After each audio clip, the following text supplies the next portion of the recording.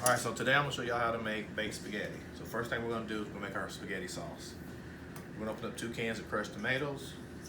I've already opened the cans, put them in there. We're not going to use spaghetti sauce because actually buying the cans comes out less, you get more yield from it. So the flavor are spaghetti sauce or simple seasonings. We're gonna use Italian seasoning. We've got minced garlic, we've got basil, we've got salt, pepper, and parsley. It's real simple. So you want to season it to taste. So your best thing you get out of spaghetti sauce is the Italian season. Italian season has a lot of different flavors in it. It's got basil, thyme, salt, pepper, a lot of different things with it. But I really like the taste of basil. Basil's got a sweet taste to it and it smells really good when you're cooking with it. So I'm gonna put a little basil in there like that. You can't smell it, but you can just smell all the herbs and spaghetti sauce already. Now, if you want to add mushrooms and onions, you can. It just depends on personal preference. And I'm gonna get the other sauce because we got one that's already open. We're gonna add a little sea salt. Now, I'm not a big person on salt, so I will measure the salt because I don't want a lot of salt. And that's a tablespoon? That's 1 tablespoon of salt. So that's 2 cans of crushed tomatoes, about 2 tablespoons of Italian seasoning, about 2 tablespoons of basil. That's it. Then we're gonna mix it up.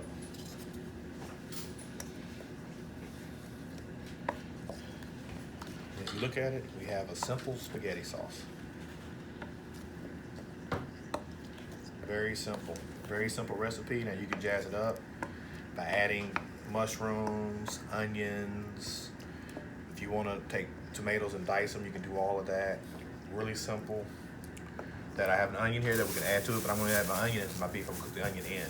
Okay. Because some people don't like raw onions. So I'm going to cook the onion in a little bit.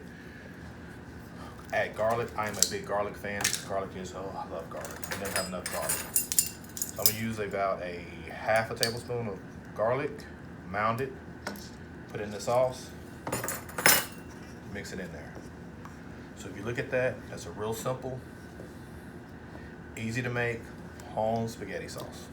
Go. All right, so we got our ground beef. So what I'm doing is putting our ground beef in a bowl. I'm breaking it up because I want to season it heavily.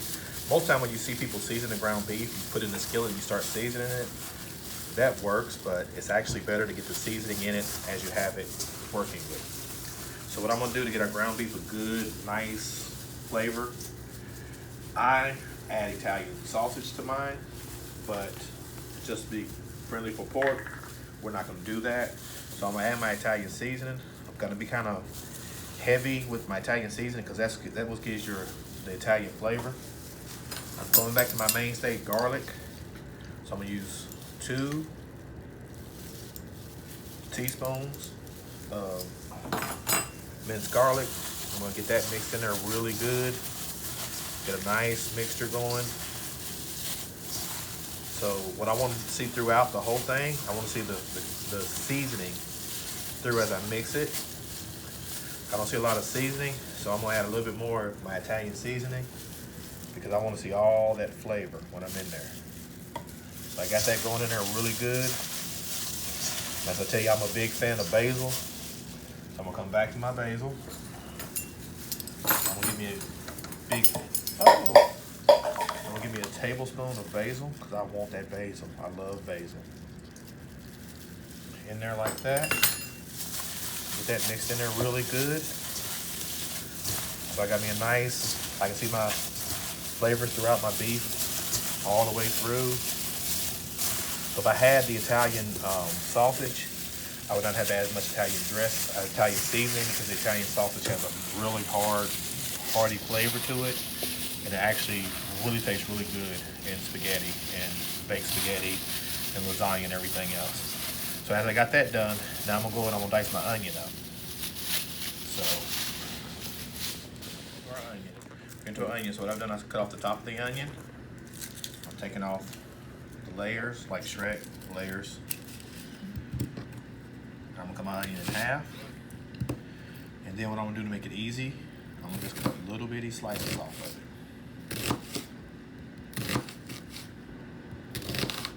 You got any tricks for not tearing up when you cut up an Well, onion? the best way to not tear up is cut an onion by sink with running water. Oh, by the sink? By the sink with running water. I don't know how it works, it does. I heard chewing gum works too. I've never done that one. I'm just used to it. It doesn't bother me. Right. So I just cut. One thing I do know is that you don't want to rub your eyes Of course. with an onion. Now, if you notice, once again, you see how my hand is holding with the knife? The knife is doing the work. I'm keeping my fingers tucked in, my knuckles away. I'm just holding with a little bit of nails I have. So I'm not in danger of cutting my fingers. Make sure you have a decent sharp knife if you're cutting an onion. Most people get hurt cutting with a dull knife. So once again, I'm just cutting little slices off of the onion. Once again, my hand is away from the blade at all times. I'm cutting if it's too thin for me. I sit it down away from myself. You want to make sure your onion is cut up thin because you want to be able to cook through and cook.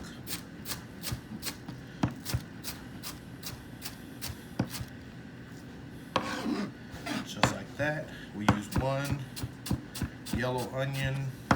Looking at that onion, I say it's probably about a quarter of a pound, maybe under a pound.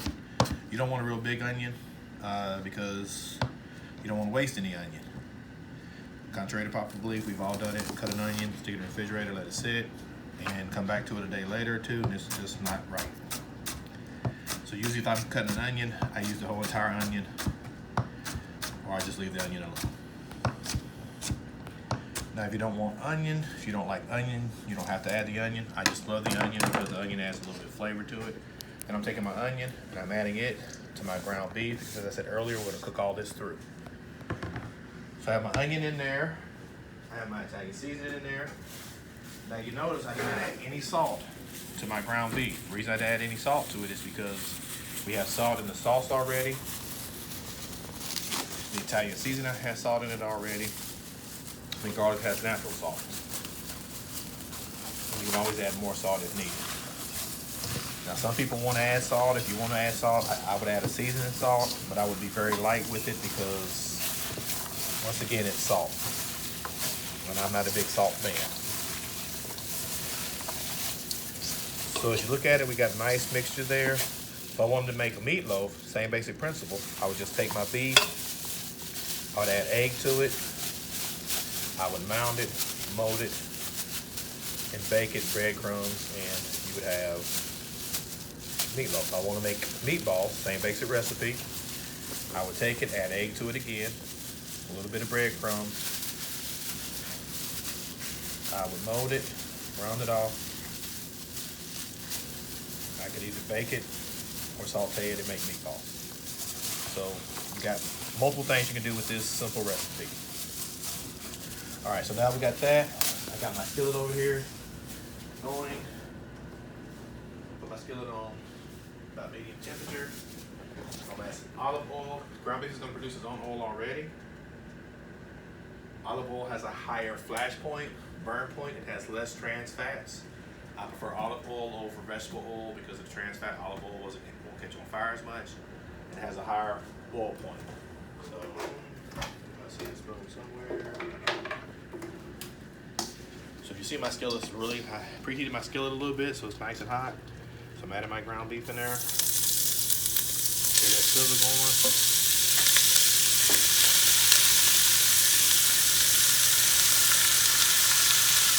Now we're cooking a lot more than you'll probably cook at home. You'll probably cook about a pound of ground beef at home. But we're feeding the army today. So we're cooking a little bit more. Now that I have my ground beef in there, you want to pay attention because you want to keep working it. Not stirring it, I'm working it. By working it, I'm just getting it down, I'm chopping at it. So I don't have big chunks of it, I'm breaking it up. It's a real simple method. You want to stay on top of it, just like this, chopping it up, chopping it up. You can walk away from it, but you want to stay close because you want to keep going. Because what you want to do is, a lot of people, you see people just stir and stir. Stirring is nothing but you're not really cooking it. By chopping it like this, you're breaking it up and you're working it. You're also allowing those flavors to work through. That's why we keep chopping. So I got that going. All right, so we got our water boiling. So what I did, I filled up a pot with water, added a little olive oil, added salt. I wanted it to taste, you want it to taste like salt water, or sea salt. Once my water is boiling, I'm gonna start adding my pasta. Now, contrary to popular belief, Mom and them used to take all the spaghetti, stack it up, and snap it. I don't do that. Leave it whole, I put it in, and let it boil down. All you do by breaking the spaghetti is make it harder for you to work with it. We're gonna cook our pasta to al dente. Al dente means to the tooth. Look it up. You can YouTube it, Google it. Al dente, to the tooth. It's a French word. So because of many people we're feeding, we're gonna use 1.5 pounds of spaghetti because pasta's like rice, is going to double its size once it's cooked.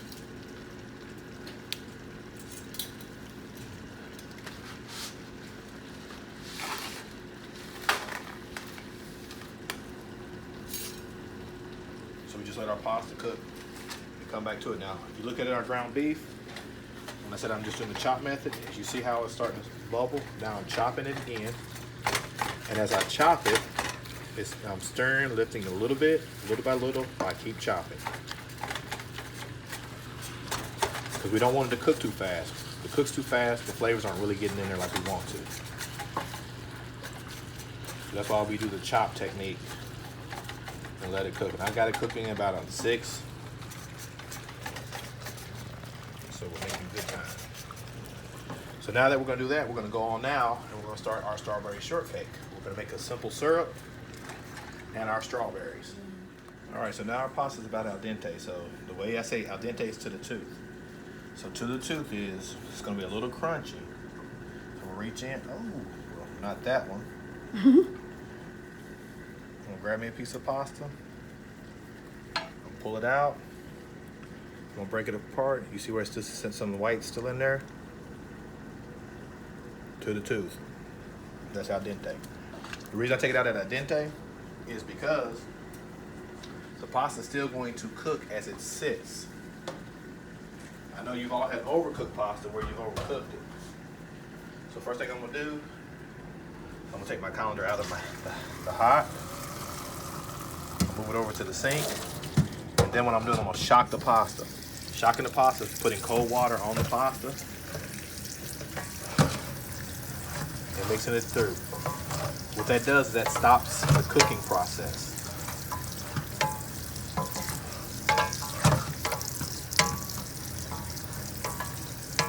You don't want to leave your pasta in the water because it's going to continue to cook and it'll be mushy.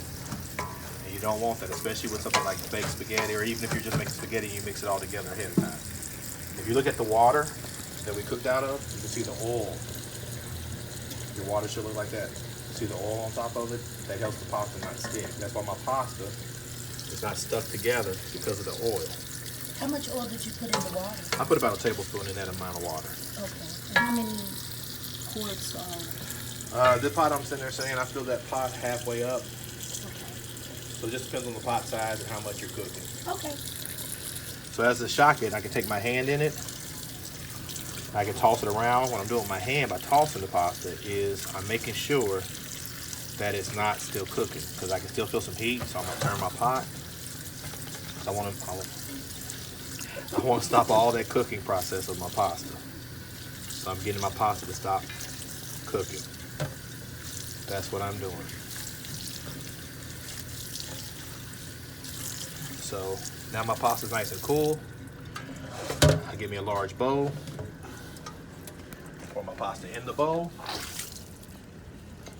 So I have all my pasta out. And if you notice, my pasta didn't stick because I shocked it, I oiled it. It's not stuck to the bottom of the pan. And I can still work with it. So you see how the pasta is pulling away from each other? It's not stuck together. Of course, I would grab two that stick together. But see how it's pulling away from each other? It's falling free. That's why you want to oil your pasta. My pasta's not stuck together. That's why we do that. Then I want to show you a little fancy trick with pasta. So if you want to be fancy, you take a fork, you start twisting it to get the pasta like that. Then you lift it up. And you can place it. It makes a little fancy swirls. Just for like a little fancy presentation if you're trying to be fancy with your pasta.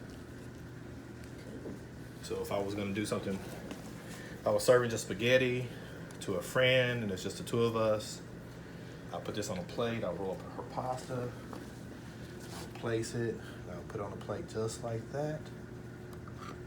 Then I would cover it with the sauce.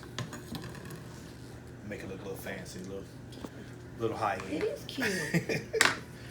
Nothing too, it just looks better on a plate than than this. Yeah. Just to spoon it on her and throw Yeah, it on top. so if you look at that and that looks Yeah. just a little bit more Yeah, fancy. it does. So that's just a little funny trick. So if you go to right here, you see our beef is done. It's beautiful. It's not clumpy, it's all perfect. Now all that you see over there, that's the oil that's cooked off the ground beef. We're going to drain that out. So I tell you, do not, and I repeat, do not drain this into your sink at home, which is a common practice that most of us do. Just pour it down the sink. If you have a disposal, you can, but I'm gonna act like we don't have a disposal. So I'm gonna use a colander. I'm gonna pour my beef into it. What this is doing is letting all the grease come off of it.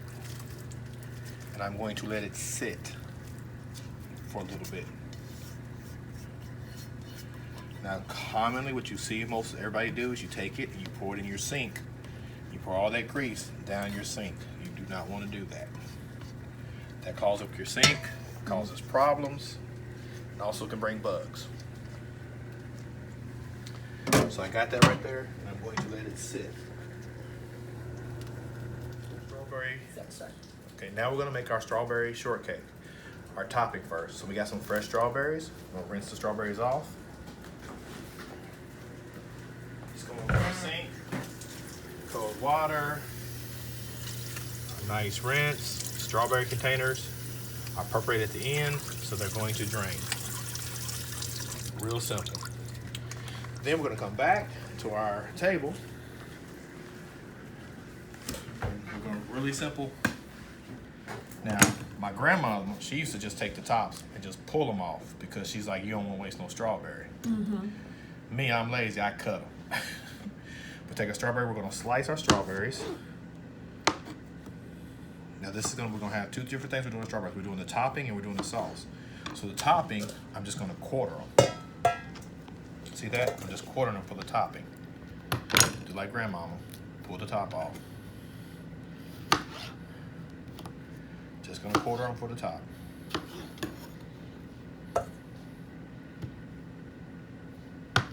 Grandma, see, bad habit.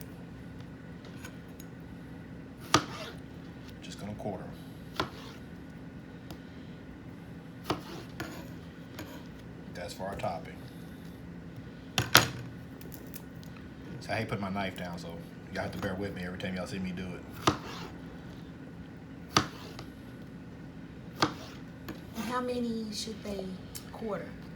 Usually it just depends on how many you're making. We're feeding the army, so once again, we're going a little heavy. If it's just you or two, you could probably quarter about 7 to 8 and be done. But if you like a lot of strawberries, there's no such thing as too much strawberry topping. All right. So that's how you're gonna quarter them. So now we're gonna make our simple syrup. Now simple syrup is gonna be totally different. We got a bowl, got our strawberries. We'll take the top off of them again. This time we're gonna chop. We're not just gonna quarter, we're gonna chop. We're chopping our strawberries up. Doesn't have to be uniform, doesn't have to be very fancy, we're just chopping. The reason we're chopping it is, as you see as strawberries get chopped, they're liquefying themselves. Because our simple syrup is going to be a liquid. It's not going to be quarters. So we're chopping our strawberries up.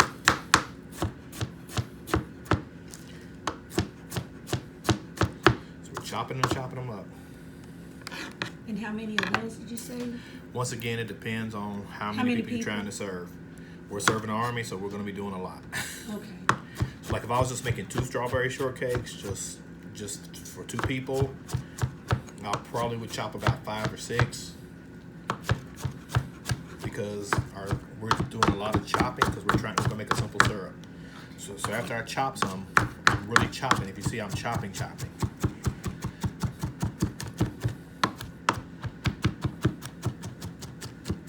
See that? It's making like a paste. Mm-hmm.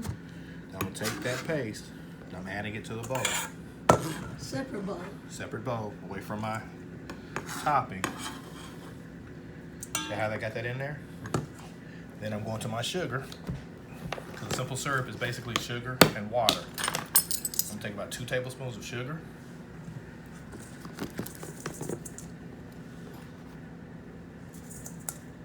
See, I have my sugar in there, my strawberries, real simple syrup. Then I'm gonna add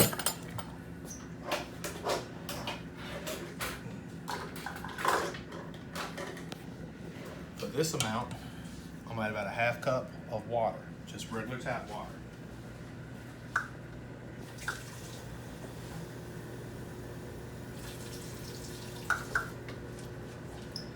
So I've got my strawberries chopped. I've added just a 1/2 cup of tap water. I just start to mix it.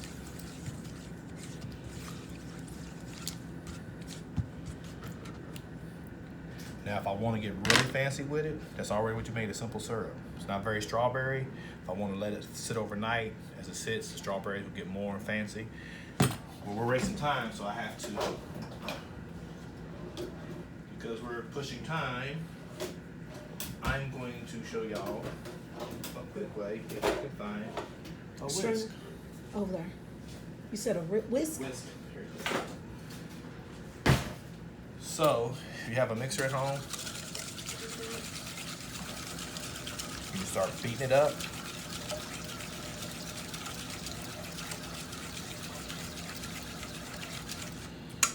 You start making your simple syrup, more strawberry.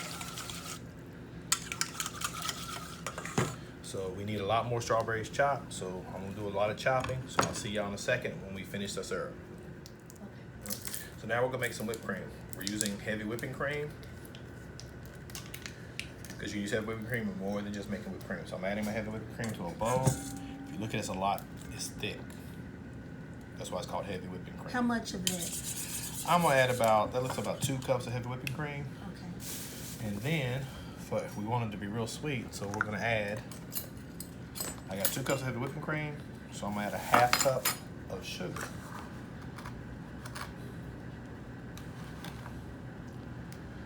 Just regular cane sugar, I'll put that in there.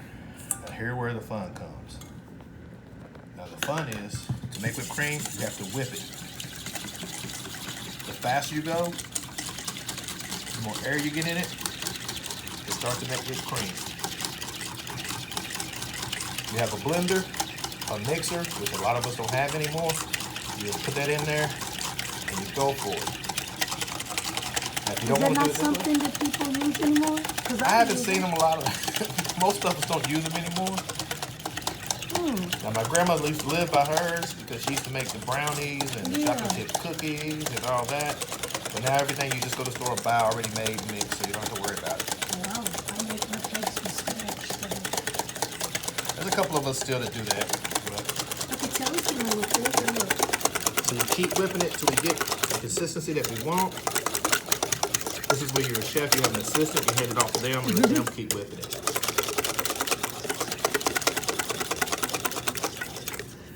So, we're probably gonna cut and come back to this because we're gonna be whipping for a while. Yep. All right, so what we did, we're using biscuits. A lot of people don't want to use strawberry shortcake. The reason I'm using biscuits is because you can use biscuits for more than one thing. So I'm gonna break my biscuit in half. I'll put my biscuit down there. I got my simple syrup going. I'm looking for something else to do.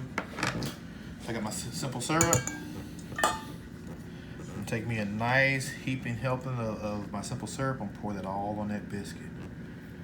See how that's getting down in there? Looks real good in there. I like the way it looks. Then I'm gonna take a dollop of my whipped cream. I'm gonna put it right there on top of that. Then I'm gonna take the top of my biscuit.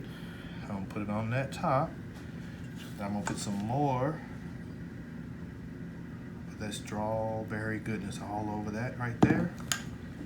I'm gonna take another dollop of my whipped cream, put it on top. Then I'm gonna come over here to my strawberries that I quartered. And I'm gonna put them on there. That looks pretty. And that's why I use Biscuits. the biscuit. And that looks so pretty. Now, all right, so now we're gonna do our baked spaghetti. So I'm gonna build my baked spaghetti like people do lasagna. So I'm gonna do layers. So first thing I'm gonna do is I'm gonna add my pasta. Give me a nice tell me which layer one. We're gonna have a contest. Y'all tell me which one looks better. So here's my boring cake. My pasta all down the bottom. Nice, good layer of pasta. Then I'm gonna come over to my homemade sauce. Give me a nice cup of sauce. Spread it throughout the pasta.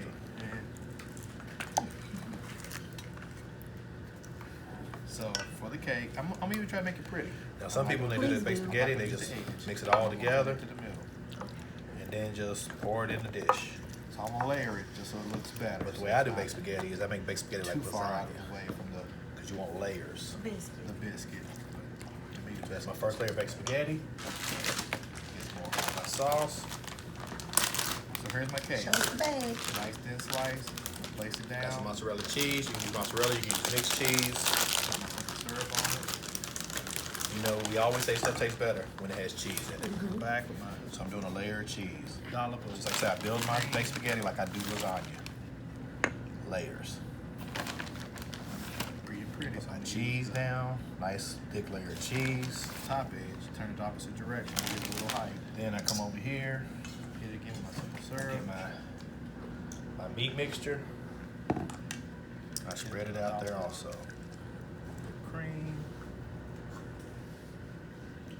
It's all about the layers. And then some strawberries.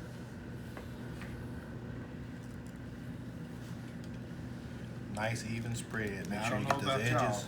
But the biscuit one looks so much better. Always get the edges, ladies. Always get the edges. Those lace fronts get jacked up. It does. So y'all tell me which one looks more. I looked at my edges this morning. But it's about which one. Then You I'm got your asking edges this morning? I got my edges. I always get to my edges. Look at his edges, y'all. They tight. Yeah, they were so tight we don't even see. So now you got jokes. Add a little bit more sauce. Spread it out a little bit.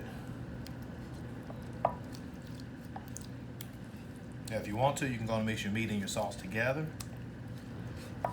It's just up to you personally. I'm gonna add another layer of pasta.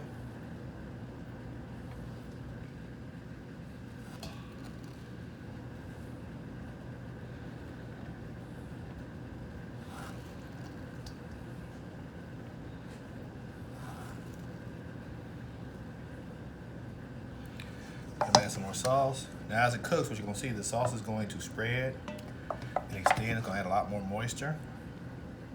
Get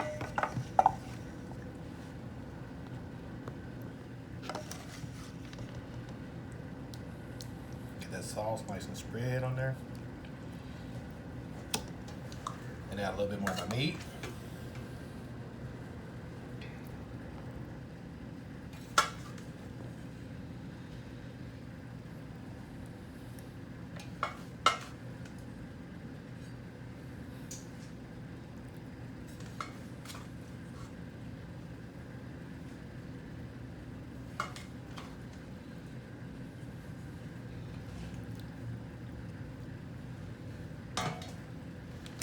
Then we add a little bit more sauce. We're about to tap out our sauce right now, so we're going to tap our sauce out.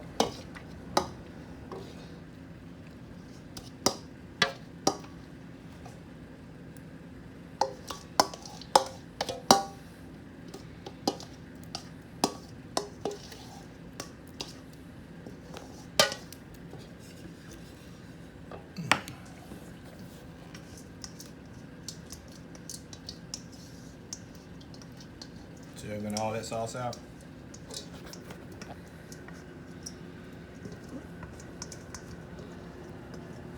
Spread that sauce out a little bit on there. Try to get a nice coating on there.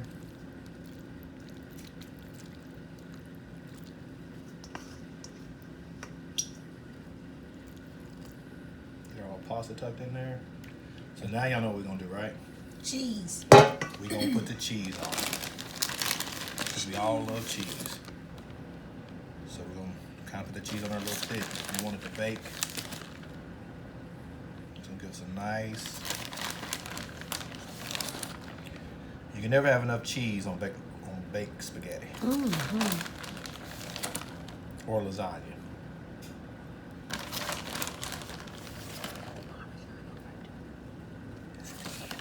Oh, don't put it in the, I thought maybe put it in the mix. Parmesan doesn't melt as well as everything else. It doesn't. So we got that nice thick on there. See Can't how even see cheesy it. that is? Can't even see it. Cheesy. Ain't it just So gorgeous? if you look off to the side, you can see the layers. Yes.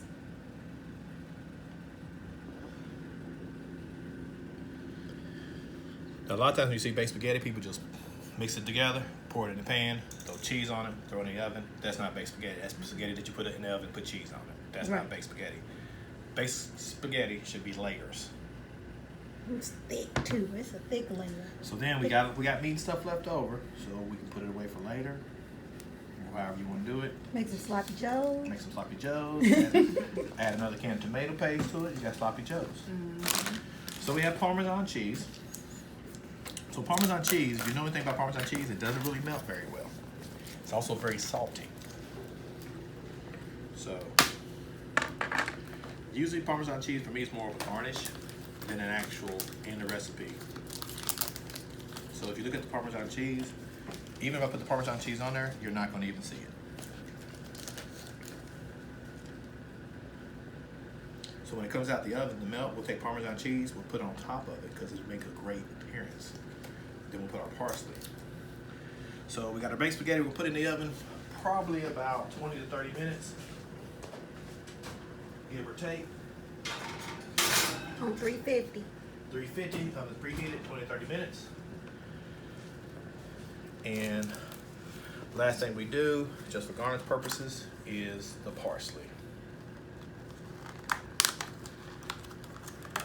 Parsley really has no flavor to it, so parsley was also used in European cooking to rinse the palate. So what parsley was used for is you would chew parsley after your meal because it was like brushing your teeth. Look, culinary secret people did not know. That's what parsley was for. Yeah, That's but why it we don't used to- clean your teeth, does it? No, it doesn't clean. It rinses the palate. Yeah, see, still brush your teeth, y'all. Yeah. But back in Europe, they weren't much on brushing teeth anyway. I know. so We could tell. that's why you go to a fancy restaurant, they throw the parsley off to the edge. You think it's for decoration. It was actually there for you to eat. Oh. I thought it was a little garnishment. It would make the plate look pretty. It actually had a purpose. So what we do is we just chop up the garlic, chop up the parsley, and when our comes out the oven, we're gonna take our parsley, we're gonna sprinkle it on top, and a little Parmesan cheese. It's gonna look really, really pretty.